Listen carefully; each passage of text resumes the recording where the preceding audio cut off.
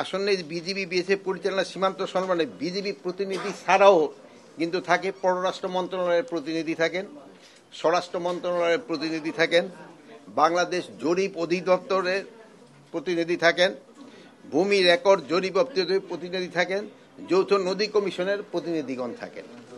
তেমন এই জন্য এই মিটিংটার মধ্যে বিভিন্ন মন্ত্রণালয়ের জিনিসগুলো কিন্তু আলোচনা হয়। তো এখানে মেইন আলোচনার ভিতর থাকবে যে বিএসএফ যে ভারতীয় নাগরিক এবং ভারতীয় দুষ্কারী কর্তৃক সীমান্ত হত্যা ও সীমান্ত নিরস্ত বাংলাদেশি নাগরিকদের উপর গুলি চালান আহত বন্ধ করা। জানেন যে ভারতীয় নাগরিকরা বিএসএফ এবং এবং অন্যান্য যারা যে আমাদের যে সীমান্তে যে হত্যা করছে ওটা যেভাবে হোক তাদের বন্ধ করতে হবে। এটা কোনোভাবেই গ্রহণযোগ্য না, এটা ইন্টারন্যাশনালিও এবং যে কোনো জায়গায় হোক না। এটা অনেক সময় দেখা গেছে যে বিএসএফ কর্তৃক এবং তাদের যে দুষ্কৃতিকারীরা আমাদের বাংলাদেশি নাগরিক ধরে নিয়ে যায় বর্ডার থেকে কৃষি কাজ করার সময়। এটা যেভাবে হোক এটা যেন তারা না করে, এই জন্য তাকে বলা। তারপর 3 নাম্বার ছিল ভারতীয় নাগরিকদের সীমানা লঙ্ঘন করে। অনেক সময় তারা সীমানা লঙ্ঘন করে অবৈধভাবে পারাপারের চেষ্টা করে, এই জিনিসটাগুলি যেন না হয়, এই ব্যাপারে আলোচনা হবে। প্লাস এই ভারতীয়রা অনেক সময় তাদের বর্ডার বেল্টে অনেক সময় এই যে মাদকের বিভিন্ন এই ফেন্সিডিল কারখানা এইসব কারখানা তৈরি করে আমাদের দেশে এই জিনিসগুলি, যদিও ওই ফেন্সিডিলটা তারা ঔষধ হিসাবে বলে বানায়, কিন্তু আদারওয়াইজ বানায় এটা মাদকের জন্য এবং আমাদের বাংলাদেশের ভিতরে দিয়ে দেয়। এইটার এই বিষয়গুলি নিয়ে আলোচনা হয়। প্লাস সীমান্তে 150 গজের ভিতরে অনেক সময় কতগুলি কাজ আছে যেটা করার নিয়ম নেই, ওইগুলি অনেক সময় তারা করতে চায়। আর কিছু কাজ আছে যেটা করতে হলে দোনো দেশের পারমিশন লাগে। ডেভেলপমেন্ট কাজ যদি করতে হয় তো আমাদেরও হয়তো একটা, যেহেতু জানেন যে বর্ডারটা একেবারে মানে অনেকের ঘরের পাশ দা চলে গেছে, এইসব ক্ষেত্রে কিছু করতে হলে কিন্তু একজন আরেকজনের অনুমতি নিতে হয়। যেমন ধরেন হয়তো আমরা একটা মসজিদ করতে চাই, ওরা হয়তো একটা মন্দির করতে চায়, এগুলি একজন আরেকজনের অনুমতি নিয়ে করতে হয়। এইটা যেন অনুমতি নিয়ে করে এই ব্যাপারে আলোচনা হবে। আর হলো আগরতলা দিয়ে জানে যে এই অনেক সময় খুব ওই যে ইন্ডাস্ট্রিয়াল বর্জ্যগুলি আছে বাংলাদেশে চলে আসে, বাংলাদেশের এই খালে এসে পানিগুলি একেবারে নষ্ট করে দেয়। ওখানে আমাদের সাথে একটা চুক্তি আছে, হলো ইটিপি আর একটা হলো এসটিপি। এখানে আমাদের একটু হয়তো আগে যারা চুক্তি করছে ওইটা ইটিপি অবলিগ এসটিপি দিয়ে দিছে, ওইটার মধ্যে হওয়া উচিত ছিল শুধু ইটিপি রাখা, অথবা দুটোই ইটিপি এসটিপি দুটোই থাকতে হবে। কিন্তু এই জিনিসগুলি হয় নাই, এটার জন্য হয়তো আমাদের একটা চেঞ্জ তাদের সাথে হয়তো আমাদের আলোচনা হবে করার জন্য।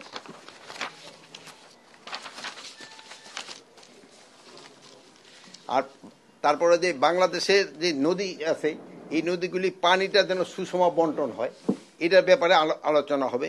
এই পানি চুক্তি বাস্তবায়ন কিভাবে করা যায় এই ব্যাপারে আলোচনা করবে। প্লাস এই তো রিভার নদী কমিশন তো আলাদা বড় লেভেল আছে, বাট এটা ছোটখাটোগুলি আমাদের এখানেও আলোচনা হয়, বাট এই বড় লেভেলটা এখানে ওইরকম আলোচনা হয় না। প্লাস ওই মুহুরিচরে একটা সমস্যা আছে,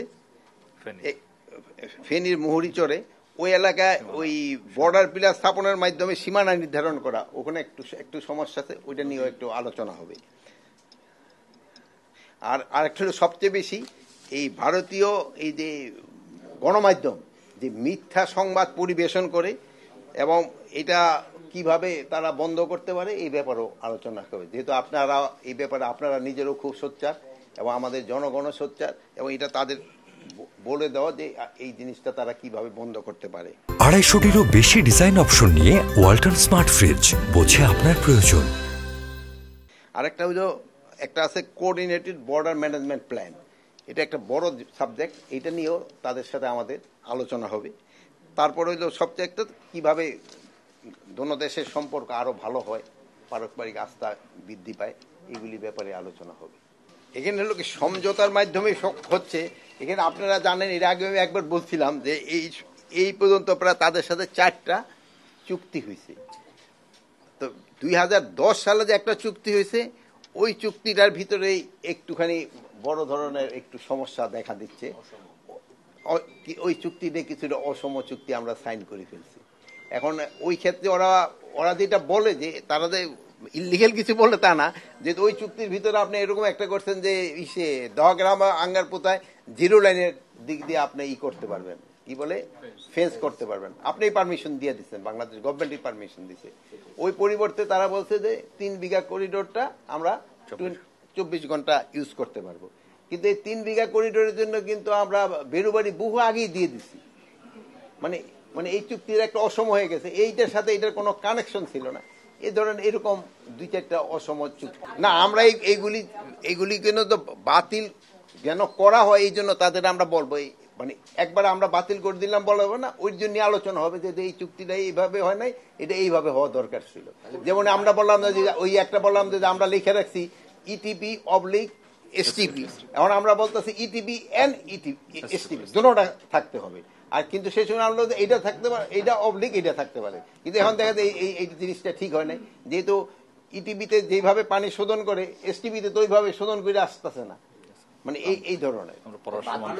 পররাষ্ট্র মন্ত্রণালয় পর্যায়ে যোগাযোগ করতে হয়। আর এই ব্যাপারে আমরা আমাদের এইগুলি পররাষ্ট্র মন্ত্রণালয়ের মাধ্যমে তাদের আগেও আমরা জানিয়ে দিই। এটা স্যার ওই যে একটা রেলওয়ের একটা চুক্তি হতে পারে, আলোচনা হয়েছে যে তারা প্রায় আমাদের কুলাউড়া মানে আমাদের যে রেল স্টেশনটা আছে ওটা হলো বর্ডারের থেকে প্রায় 3 কিলোমিটার ভিতরে। এখন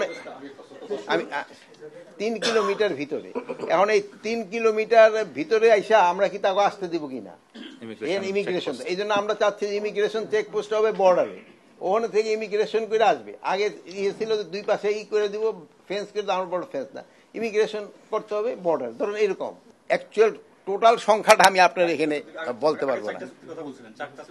4টা চুক্তি হলো আমাদের এই পর্যন্ত বাংলাদেশ হওয়ার পরে যে আঙ্গরপোতা দহগ্রাম নিয়ে এই পর্যন্ত 74-এ একটা হয়েছে, 75-এ একটা হয়েছে, 2011-এ একটা হয়েছে, 2011 এইটা হলো আঙ্গরপোতা দহগ্রাম। ওই